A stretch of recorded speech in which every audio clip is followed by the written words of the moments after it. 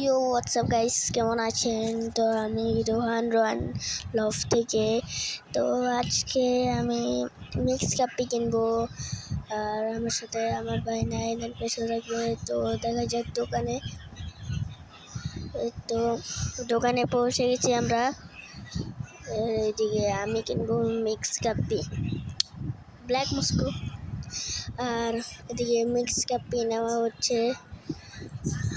আর আমার ভাই দোকানদারকে বোঝাচ্ছে যে কোনটা কোনটা নেওয়া নিবে, আমরা নিব আর কি আমরা।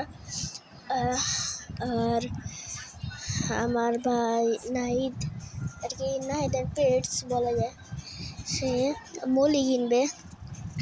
তো এই যে এখানে মলি, এই তো বাই বাই।